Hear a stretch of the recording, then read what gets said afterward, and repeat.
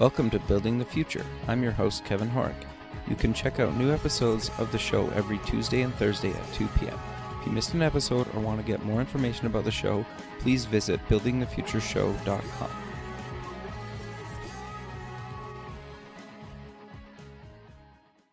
SoupX, the Startup Expo, North America's premier startup conference, is March 6th and 7th, 2017, in sunny Fort Lauderdale, Florida. Affordably priced, SoupX is a 2-day international conference featuring workshops, panels, speeches, a $50,000 startup competition, and over 100 exhibitors. For more information, go to sup-x.org. Welcome back to the show. Today we have John Richards. He's an entrepreneur, investor, mentor, and educator. John, welcome to the show. Thank you. Yeah, I'm excited to have you on the show. You're doing a lot of really cool stuff, and you have done a lot of cool stuff. But maybe before we kind of get into exactly what you're doing now, let's get to know you a little bit better and start off with where you grew up. I was raised in Seattle, Washington. Okay. Born and raised, obviously. Actually born in Philadelphia, of all places. My father was on a temporary assignment with Johnson & Johnson, and I just happened to be born there. But the background of the family and everything's Seattle. Okay, so you moved to Seattle at what age? 5 months. Oh, okay. So yeah, you wouldn't have no recollection. So where did you grew up in Seattle? Where did you end up going to school? Well, so after, I was right in West Seattle, which is in the heart of the city, and Sure. I ended up going to school at Brigham Young University for my university education. Okay, what did you take? And in Utah, and I was a chemistry major. I was pre-med. Okay. And in my senior year, determined that medicine wasn't for me, and kind of snuck into some business courses and rediscovered my love for business and entrepreneurship. And so I left school and went back to Seattle and got involved in the Yellow Pages industry. Okay, so you tell me more about how you got involved in the Yellow Pages. So Yellow Pages industry, in 1984, the Bell system, AT&T at the time, the largest corporation in the world, the federal government had found it guilty of monopolization. Antitrust activity was started. So it was broken into 8 different companies, kind of like Rockefeller and Standard Oil in the 1920s and 30s. This happened to AT&T. And so that created 7 baby bells, as they were called, that took some of the business, and AT&T kept other aspects. For instance, AT&T took long distance and the manufacturing of telephones, while the baby bells, for instance, up in the Seattle area and the 14 western states, it was US West, and it kept local dial tone and Yellow Pages. Okay, interesting. And so that weakened the grip, though, of Ma Bell, so to speak, as the nickname was for AT&T at the time, grip on the Yellow Pages industry, which was an unregulated part of the industry. And so it was a real heyday for entrepreneurs to start up competing Yellow Pages against the phone company. And so that opportunity was there. And up in Seattle, created a company that started just growing and adding directory titles against US West, and also against a company at the time called GTE, which is now part of Verizon, and then expanded to Portland. So that was the print Yellow Pages, and for about a decade, just the company up in Seattle was a leader in the independent Yellow Pages industry. Okay, so what did you kind of do at Yellow Pages? Well, I actually, being a guy that took chemistry at the time, at the dawn of the personal computer era, the PCs were changing small businesses dramatically. Sure. And the advent in 1985, which is about the time I left school, of Aldus PageMaker in Seattle, which was a Seattle company that basically gave birth to the desktop publishing industry. Sure. You were able to create Yellow Pages not in the old-fashioned way which were very manually intensive with cut and paste graphics and cut and paste on an artist board to put together books. Now we're doing desktop publishing, and so using that kind of technology, we started creating the advertisements and the book layouts on a desktop publishing software, and that really dropped the cost of running a Yellow Page company dramatically down. And so I was, for the first few years, focused on the technology side of it to do that, and then became more involved in the sales side of it, and then eventually, just had a company where I was president and CEO, and it was just a real heyday. Went through a lot of high rapid growth, and new technologies were coming into the Yellow Pages like crazy. For instance, doing color in the Yellow Page instead of it being, yellow paper with black ink. Now we were doing on white paper and using 4-color advertisements and photos and things in the ads and adding lots of features, and it was just a really great time. And then what happened was in around late 1994, the first time ever I was shown the internet. Okay. I didn't know much about it till then, and I had always been a leader in the Yellow Page industry. In most of the trade associations, I was serving on the new technology committee and figured out new technologies to advance the Yellow Page industry. And when I saw the internet, I started realizing someday these print books are going to be obsolete, and there's going to be people running around with persistently connected high-speed devices where you'll be able to get information on local businesses, not from going to Yellow Pages, but by just this device. I saw that was going to happen. So in 1995, I launched the first ever internet Yellow Pages coming from a print Yellow Page company. And I did it kind of as an experiment at a Bill Gates sponsored trade show in Seattle called Online Advantage at the Westin Hotel. I can still remember it. That's awesome. And there was so much excitement about what I was doing, I realized, wait, there could be a real business here. So I went back offline and actually figured out a real business model and relaunched. And we launched with our Yellow Pages online, and then started signing up other Yellow Pages publishers around the country to join up with us and put their Yellow Pages through our portal. And Yellow Pages on the Internet was born. And then I had a bunch of big companies come to me and want to buy what I was doing or get involved, which was fascinating. And one of them was Microsoft. There were several others around the country. I spent a lot of time with Microsoft, and about 9 months into talking to Microsoft, 3 guys left Microsoft, and they got together with me and said, hey, Microsoft's just sucking your brain. We were going to start White Pages, but we see what you're doing with Yellow Pages. Let's join up together. And I joined up with them and merged my effort in with them, and that gave birth to the company called InfoSpace. Sure, I remember that. And about 2.5 years later, just a handful of us became 1,500 people, and we were public on the NASDAQ. It was quite a wild ride. Sure, I can imagine. So You guys IPO'd, if I remember correctly, right? Yeah, in 1998. Okay. December 98, yeah. And then so you guys IPO'd. Walk me through kind of what happened after that. So, it was just a great time of building up at the, dawn of the internet age and internet company. We were real leading. We did online Yellow Pages. We did search. So we were always in the top 5 most trafficked search sites too. And from 98 to 2001, the company just grew and matured. And then I retired in 2001. And called it a day from that effort. And in 2001, my alma mater, Brigham Young University, called up and said, hey, if you're not going to do anything, why don't you come teach? And I didn't know that was possible. But after seeing if I wanted to do that, I elected to do that. And in 2002, relocated to Utah.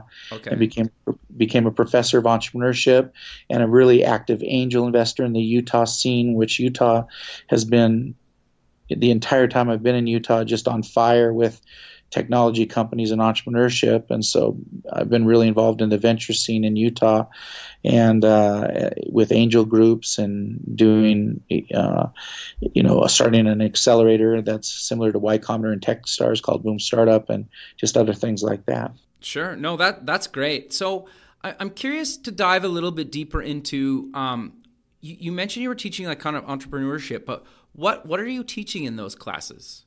Like just at a high level. Yeah, from 2002 to 2010, we taught just kind of the normal classic entrepreneur textbook. Here's I'm an entrepreneur that's had some failures and successes, and I'm teaching some things. But in 2010, everything really changed with the advent of Lean Startup, Right. and Steve Blank and Alex Osterwalder and Lean Startup. In 2010, we threw out all the old curriculum and replaced it with Lean Startup, and so ever since 2010. Brigham Young University itself is now the #2 ranked entrepreneurial university in the world, and it's a leader in lean startup and teaching that. And I left there in 2013, but it's just a really strong curriculum to teach. Obviously, it's the right curriculum for startups and entrepreneurship, and so that's what's now.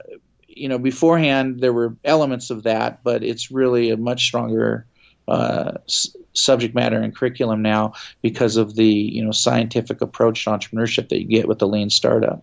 Sure. No, that makes a lot of sense. You mentioned your involvement with you're the founder and CEO of Startup Ignition. What exactly is that, and kind of why did you decide to start that up? Okay, well, so after about 12 years at BYU, a lot longer than I thought I was going to stay there, and a lot of great things were accomplished, I had a little sideways move that I wouldn't have predicted for myself, but I helped the city of Provo, Utah, sell its fiber network to Google. Okay, interesting. Google had started its Google Fiber project in Kansas City. Yep. And shortly thereafter, Provo had to repossess its fiber network from an earlier purchaser. And so the mayor of Provo asked me to be on a committee with others to help figure out what to do with the fiber network. And so I suggested that the mayor take a look at the Google Fiber project and approach Google Fiber about maybe making the second city Provo after Kansas City. Sure. And lo and behold, the mayor of Provo, who's a great mayor, his name is John Curtis, he went out and did it and sold it to Google, and Google Fiber made it its second city to come online, Provo, Utah. And then Google had decided that in Kansas City they had not had a local leader and they wanted one in Provo. So my name was thrown in the hat, and Google then offered me the position of the head of Google Fiber in Utah. And that's amazing. I took that position. It was kind of funny because I was about 50 years old, and everybody else was around 30, and it was a great experience. Google is a wonderful company, and they treat people really nicely. It's still a big company, and some bureaucracy I'm not quite used to as an entrepreneur. Sure. But I said I'd do it for a year. I stayed almost 2 years, and it had a great entree into Provo, and it went really well. But when I left there, I went back to helping entrepreneurs and mentoring and angel investing, and I started meeting with entrepreneurs all the time. And I had some students that had taken my classes before approach me and say, these boot camps that, for instance, my son Tyler Richards had started a boot camp called Dev Mountain, which is a coding boot camp. Okay. And the boot camp concept is, hey, in a short period of time, 12 weeks, for instance, you can be trained on a skill and really have it change your life. For instance, in coding boot camps, you go 12 weeks and get a job that doubles your salary. Right. And so these students came and said, why don't you start an entrepreneur boot camp? Because when we got your information that changed our lives, we had to matriculate to a university. We had to take a bunch of general education courses that we didn't want to take and were irrelevant, and we had to take a bunch of prerequisite courses to get in the business school to take your 400 level class, which changed our lives. Why don't you take that and put that out in the community in a boot camp so anybody can take it, not just an elite few that make it through that gauntlet at a university? And that was an intriguing idea. So I went out and did some market validation and business model validation on that concept and found out there was demand for it. And so I decided to do that and started Startup Ignition, an entrepreneur boot camp, which is helping. The first curriculum we set up was to help people go from no idea or just the inklings of an idea and really nail a business model and do that in a 3-month time period. And we announced the program and in 2 days filled up the class and we're off to the races. It's been going for a little over a year and we've run about 6 or 7 cohorts through the program and it's going really well. No, that's amazing. And I love how basically people came to you and said, you need to do this, right? And then like that's always kind of fascinated me. So I'm curious then, in the 13-week course, what do you guys kind of teach, just for the listener to understand if they were looking to come to the program? Well, sure. I'll tell you what that is, and I'll start with just at our web address, startupignition.com. And if you drill down into the courses tab, it'll tell you a section called What You'll Learn, and that comprehensively goes over it. But we have 2 sets of curriculum now. One we call the Nail class, which is about nailing your business model. And then we have another class called Build, where if you've nailed your business model, how do you build the infrastructure so that you can properly scale the company? Because there is a problem. People follow lean startup to nail a business model, then they forget the lean concepts and they go kind of crazy scaling a company improperly, wasting a lot of time and capital, just like they tried to avoid when they were following lean startup. They need to scale in a lean way as well. And so we've got a second set of curriculum for that now. But in the nailing class, the nail class where we help people nail a business model, we start off and cover the first part of it is them learning about themselves. Because you can't have a mentor or a program help you until you know where you want to go. It's kind of like the Cheshire Cat in Alice in Wonderland, when Alice comes up and asks the Cheshire Cat, which way do I go at the fork in the road? And so, well, where do you want to head? Where do you want to go? She goes, I don't know. She goes, then it doesn't matter. If you don't know where you want to go, it doesn't matter. So that's a good way of putting it. I like that. Yeah, it's really important to an entrepreneur knows where they want to head. So, for instance, I have them really think about 5 years from now. Where do you want to be? What do you want to be doing? What do you want to have achieved? And the class and the course is mostly about that, them knowing who they are and what they want, because then somebody can help them get there. So that's what we do at first, and then we help them learn how to not just come up with ideas out of thin air, because that's not how it works. It's about observing the world and being good problem hunters and looking for problems out in the marketplace that can be solved. And then when you come up with solutions for that, can you monetize that solution? And is this idea, this problem solution set, worthy of actually doing a full business model hypothesis and then going through the experimentation of your business model to do the full lean startup treatment and eventually get to a minimum viable product and really nail that business model through customer validation and business model validation. And we take them through all of that in a mentored, heavy dose of mentoring and get them to that point. And that's what we do in the 13 weeks. That's great. I love that. I think you're right. Like, there's a lot of people that either can't afford a university, don't want to go to university, but obviously doing something 13 weeks where you learn everything you need to know is like pretty much anybody can do that, right? Yeah, it's pretty astounding too, just that it's just turning out that universities, they're still a great place for having collisions happen. That's probably the best thing. I'm not negative on universities. Sure. People meet and come together there, but at the same time, there is a lot of waste. It's very high tuition, a lot of very high paid PhDs, and a lot of expensive real estate.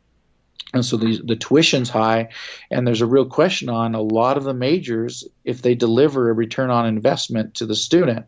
And so the skills-based areas of education, there's a real question now. Does a 4-year degree, how does it compare to a 13 or 12-week course that delivers the skill and really prepares the person for what's needed? And so you're seeing coding boot camps, digital marketing boot camps, sales boot camps, and now I'm doing an entrepreneur boot camp. These are skills-based areas where a been there, done it expert can probably give you more hard skills that can get you where you need to be in 12 weeks than a 4-year degree taught in the abstract by perhaps somebody who's never done it before.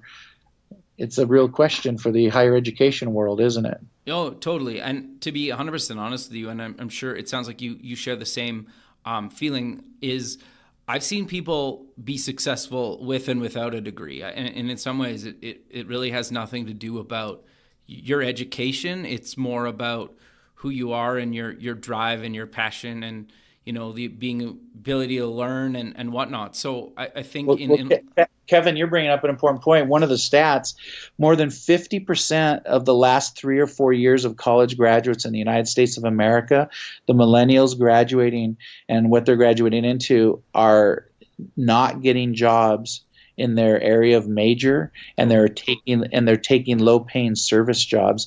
Something like 53% of the college graduates come out with $25,000 to $100,000 in debt and only land a job with a $19,500 on average salary. Wow. So if you have $100,000 in school debt and you're only getting a job for less than $20,000 a year, that's not a great place to be in life.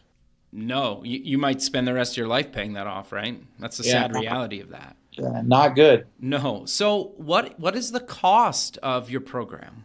So the nail class is $2,500 flat fee for the tuition, and nothing else. I had been operating an accelerator, and I think accelerators are great, but the average accelerator like Techstars or Y Combinator, they take equity in the company, and I think that it's really refreshing to have a place where you can go get great knowledge and help, but not give up equity in your company. So that's one thing. And then, and so that's what's been done. The build class, which is for the more advanced, the requirements for the build class are that you've nailed your model and the founder CEO is full-time working on the company. That one is $4,000. Co-founders that want to take the class with the founder CEO who's required, you can't take it if you're not the founder CEO unless your founder CEO is also taking it. Right. Then the other co-founders are only half that price at $2,000. Okay. So very affordable, especially compared to a university degree. Yes. And we give a lot of mentoring. After you finish the program, there's a really strong alumni environment that's been created. For instance, tomorrow night is our third alumni reunion. That's great. And the mentoring continues after the course. You still have access to mentoring and help, which has really been a good thing for all these entrepreneurs, because sometimes they don't get everything done in 13 weeks that they'd like to, and they need a month or two more, and so they get more mentoring.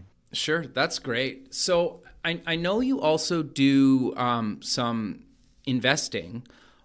Do you invest in some of the companies coming out of the boot camp, or does it really depend? Obviously, as a matter of policy, during the course, while they're in the course, we don't approach that subject. So that's not, as a policy, we don't do that. But afterwards, that's certainly possible. On a handful, I've joined their advisory board. Okay. I haven't yet made an investment in one of the companies. That's not to say I won't. There's several that I could be interested in doing so. Personally, I do about 4 to 6 angel investments a year. And so that is certainly possible that could happen in a Startup Ignition. But that's not the purpose of why I'm doing this. Right. The purpose of why I'm doing this is because I enjoy doing it. I like to help entrepreneurs, and it seems like a good mechanism to do that. But certainly if the entrepreneur wanted it and it was a good fit for me, that could happen. So you mentioned fit. Do you just invest in local Utah companies kind of in North America? And then what type of industries do you invest in? Well, I'm definitely mostly in high-tech and software-driven companies, internet, mobile, SaaS. Okay. I do some life sciences, but frankly, life sciences I don't always understand. That's 10, but consumer products has been more common lately too, because of the advent of Kickstarter, right, and where consumer products can be done now just as affordably as a software company. That's kind of interesting. And so those are the types I invest in. And let's see, the other part of your question was those types and the geography. So definitely I like ones that are in my local area, but with today's world of AngelList and Funders Club, I'm involved with those and have been involved with. I've done investments through them. It was like, for instance, Y Combinator. Every year there's a fund started that invests in the top 10. Y Combinator does about 60 or so companies a year, and the top 10 companies, there's a fund that's created to invest in the top 10 Y Combinator companies each year, and I've invested in that, and that's turned out real well. No, that's great. So for people that don't know what exactly kind of an angel investor is, do you maybe want to give them a quick overview and like what it is and kind of the range that an angel investor invests in? Sure.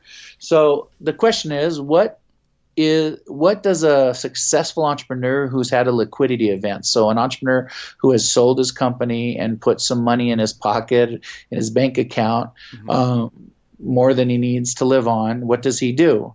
And the most common answer is he starts investing in other entrepreneurs. It's a very common thing. And so an angel investor is an individual who usually a high net worth or wealthy individual that has the extra money to invest in other entrepreneurs. And so it's not an easy game. It's tough. Investing in entrepreneurs and investing in startups and emerging companies is a risky investment proposition. So there's a new skill. A lot of newborn wealthy people from selling their company go into angel investing and promptly lose a lot of money because it's a whole new discipline, a whole new way of looking at things. Just because you're a good entrepreneur doesn't mean you're going to be a good angel investor. So it's a different skill set. But an angel investor is an individual of that nature, where if they do have the capital to invest, they can be an angel investor. And then angel investors often act solo, but can also act in a group. So there's angel groups, organized clusters of individual angels that act more in unison. So they listen to the pitches or presentations from entrepreneurs in a common environment. So you might have 10, 20, 30 angel investors in the room that are members of the same angel investor group, and they're listening to the presentation from an entrepreneur. And let's say there were 20 angels in the room and maybe 8 decided they wanted to invest, and that goes forward that way. Very rarely the angel investors actually pool their money in advance and create a fund, but it's more often angel investors just meet together and they make individual decisions on where they're investing in. And this is across the United States. There's a lot of angel investors and angel investing groups. The 2008 Great Recession kind of changed things a little bit. Okay. A lot of angel investors discovered that they're maybe not so good at angel investing, and venture capital firms were discovering that they were maybe too big for early stage companies because the cost of launching and taking a company through the early stage is so much less than it was 10, 15 years ago, that a $200, $300 million venture capital firm is not practical for doing early stage investments, because if a company only needs $1, $2, $3, $4 million lifetime from a venture capitalist, having a $400 million fund means you're going to be investing in 100 companies, which is not practical for a fund. So the emergence of what's called the seed fund is one of the biggest developments in the last 5-8 years with angel investors and early stage investing. So a lot of angel investors have become investors in seed funds and allowed the people that run the seed funds to do the due diligence and be kind of the determiners of who's getting the capital. So let me just tell you about Utah. In Utah, in our market here, we had angel investors and venture capitalists kind of lose their clout in the early stage investing, and we had an emergence of seed funds. Like in the state of Utah, there's seed funds, like one's called Kickstart Seed Fund, another one's called Peak Ventures, and there's several others. And they are really the power brokers in today's startup world, because they have put together a fund where angel investors are investing in the fund, and they are able to write checks and do follow-on investments when the company needs more money after the initial investment. And they kind of are determining who's getting the capital in a lot of the markets around the U.S. now. And these funds are usually about anywhere from $20 to $60 million in size. And they tend to be very good at what they do, and they seem to be getting good returns. At least they are here in Utah. Interesting. Okay. No, that makes sense. So I'm curious, like, what's next for you? Because you've kind of done it all, right? And you are kind of still doing it, right? Yeah, that's kind of fun. Well, I've had the great satisfaction of my son, who I told you about, Sure. that did a company called Dev Mountain, and that coding boot camp he started, I was able to help them and be involved as a mentor and on the advisory board, and it was fun to help him and just a great satisfaction from that. And then they sold that for $20 million to Capella University, a $1 billion public company, just this last May. And it's been fun to see those things happen. So there's just a lot of great satisfaction in helping entrepreneurs and seeing them through to success. And so I hope to continue that for a lot more years. That's just very, very satisfying to see and help people do good things and to bring great products and services to the market. And I don't see that stopping anytime soon. I'm lucky enough to be able to do that and spend the rest of my time with my wife and family and enjoy my grandkids. I now have 3 grandchildren, and it's a pretty good life. Sure. No, that's awesome. So I'm curious then, how much time, roughly a week, do you spend kind of between, teaching with the boot camp and kind of mentoring and being an investor? Like, is it still kind of a full-time thing for you, or is it part-time, or does it really depend on the time of year? Well, if you ask my wife, she'd probably say yes, but it's quite flexible. The boot camp's in the evenings. So, okay. So you can be working full time then, I guess. Yeah, you can be. The participants can have a job or be going to school. Now, that's not true for that second curriculum with the CEO. Right. Like I told you, we want the CEO to be full time at his company, but they're still in the evening, which is very convenient for a lot of the people, and that takes up 2 evenings a week for me. And then, but I've got other instructors now. We got just a great set of instructors involved in the program too now, and then I spend time mentoring and meeting with these participants, and that's really going well. And if I had to say, my wife would probably say it is full time, but to me, it's more like I'd say 20 to 30 hours a week, and it gives me a real focus, and I really enjoy it. And it's super satisfying. Just on one hand, for instance, you got to understand, I spent 12 years in a university. That's a behemoth bureaucracy. That's a very frustrating environment for the average entrepreneur, and I took it for 12 years and withstood that. Sure. And it's really fun now to basically get the good parts of that, which are being with students, mentoring them, helping them, talking about entrepreneurship, dealing with entrepreneurship, but now kind of starting startup ignitions, like doing my own little mini university, but I don't have any of the baggage of dealing with all of the negatives of the bureaucracy and the administration and some of the PhDs who don't get it because, university, that's the PhD world, and some of them don't always appreciate non-PhDs and the things we're trying to do. So I don't have to deal with any of that, and it's very rewarding. Sure. That makes a lot of sense. Are you looking to ever kind of move Startup Ignition to other cities as well, or do you think you'll just keep it in Utah?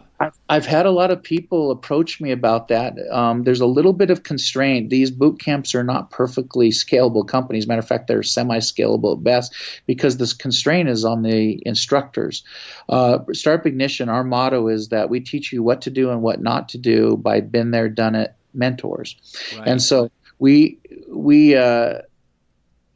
there's only a finite number of people that have had failure and success and are financially independent and have created multi-million-dollar enterprises and taken multi-million dollars off the table and can teach and talk about that while they're, and they're good teachers and good mentors. So you have to have a successful entrepreneur that's had enough experience to have some failures, and then have to be a good teacher and a good mentor. That's a very limited fair. That's a limited number of people. So yes, some of the goals are to expand to other areas, and maybe even before that, look at going online.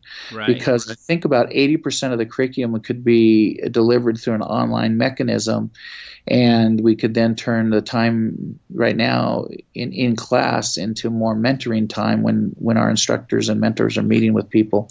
So there's some real good thoughts on where they're going. So I appreciate you asking that question. If there are exceptional people that have a background similar to mine that would like to do this in another city, I'm very open to that. And I've had people approach me from several states like that. Nothing's worked out yet because, again, you have to have that rare combination of being a good teacher and a mentor as well as a successful entrepreneur.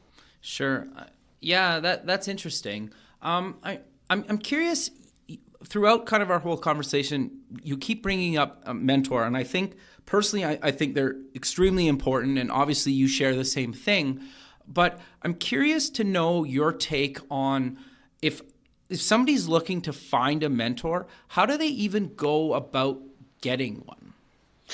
Well, I believe worldwide, the venture ecosystems in each metropolitan or city area are very, very friendly, and the entrepreneurs that have made it in the area want to help other entrepreneurs.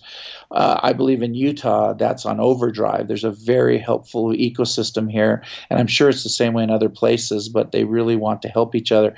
We have a plethora of events and venues and activities and organizations to help entrepreneurs. I kind of tell a lot of entrepreneurs they're living in the gilded age of, or the golden age of,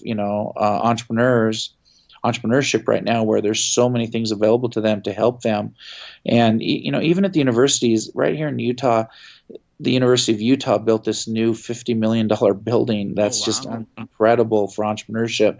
And it's just amazing to see what's available to entrepreneurs. So I think there's a very giving attitude generally. So finding a mentor, if I were an entrepreneur, I'd want to find a mentor that's done something similar to me and had success. And I would just directly find them through whatever mechanism possible and ask them if I could take them to lunch and then grow into that mentor relationship. I mean, everybody has to eat, and it can all start with a $10 or $15 lunch that you buy for a mentor, and you get a free 60 to 90 minutes to see if there's a good fit between you and that mentor. And that's a great way to start. But it's not hard to do research and find out. For instance, if I were starting a B2B SaaS software company, and I was in, wherever, if I was in Milwaukee, Wisconsin, and I would then look up what B2B SaaS companies in the last year or two have sold and been successful, and who are those entrepreneurs that did that, and can I meet with them? And I'm sure that somewhere in Milwaukee, Wisconsin, there are organizations that meet regularly and have directories or lists of these members, and those people are going to be in some of those organizations. I don't think it's that difficult, personally. No, I agree with you. I think it's always interesting to get kind of people that have been there, done that, and are mentoring, give advice about how to get a mentor. Yeah, it's kind of interesting, and I think the real trick is this: once you learn how to do that, you'll find a lot of mentors, and then you've got to be really skillful as an entrepreneur to know that, okay, if you get 5 to 10 mentors that are helping you with your startup, you might get conflicting advice, and that's natural and normal. You want diversity, but the real trick for an entrepreneur is how do they deal with they're on a crucial decision, and they get 4 different opinions on what to do. Sure. Then they've got to learn the skill of how they take in all this advice, and they have to use their best judgment then to interpret that advice and make a decision to go forward. And I often tell the entrepreneur that's just a natural part of the mentor process and what's going to happen, that you're going to see these conflicting advice, but your job is to make the best decision for your situation. Nobody knows your situation as well as you do, and you take in that advice and then make your decision and go forward. And I also let them know that the power of making a decision and moving forward instead of having analysis paralysis is often the most important thing, that they're continuing to move forward and making decisions. No, that's really good advice. We're kind of coming to the end of the show, so maybe let's close the show with mentioning where people can get more information about Startup Ignition again and yourself online. Sure. I'm very easy to find on LinkedIn, so you can go to LinkedIn and look up John Richards in Utah, and you'll find me pretty easy, even though there's a few others in Utah, of course. But and so it's very easy to find me there. StartupIgnition.com is our website. In a 5-10 minute read of that website, you'll get exactly what we're doing, and it's going real well. We enjoy it, and we'd love to hear from others. We've had people from other nations come to Utah, and this is no joke. The first person that did it, I really tried to. It was a woman, and I just tried to discourage her from doing it. And she said, "No, I've looked all over the internet. I want to fly in, and I want to stay there and take this course because it's what I need." She had really strong English skills, and her native language is not English. And she came in and did it, and she's now gone back to her country and becoming an entrepreneurial leader in her city. It's really fascinating. That's amazing, and that's got to be like very rewarding for you, right? And the team Yes, around you.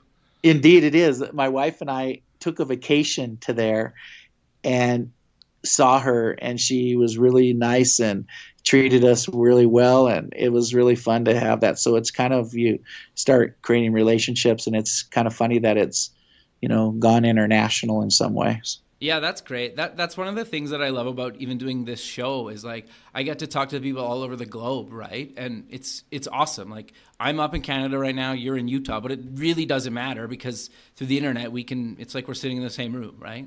Yeah, I think about when I came out of college in the 80s, even though it was the dawn of the PC revolution, which was amazing, what's available today and to the entrepreneur and now to start companies and do things, it's astounding. It's really astounding what's available. So, I mean, entrepreneurship is a true option for today's young person to decide what they want to do with their life. And, for the person that it fits, they'll find a rewarding, great life where they can really be in charge of their destiny and do good and help society and make a life for themselves that is extremely rewarding. Sure.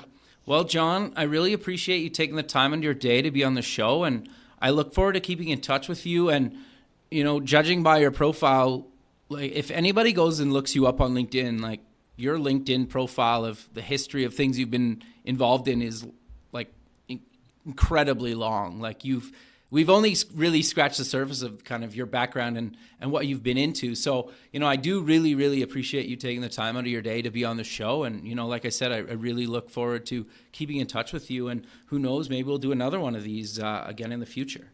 Sounds good. And Kevin, I'll also end by tipping my hat to you and what you're doing. I love these type of productions, and I think they're very inspiring for entrepreneurs and the people that you've had on it and what you've done and how you're helping other people catch fire is really important too. So well done. Thanks, man. I really appreciate it. All right. Well, I'll let you go, but we'll talk soon. Thank you. Bye-bye. All right, bye.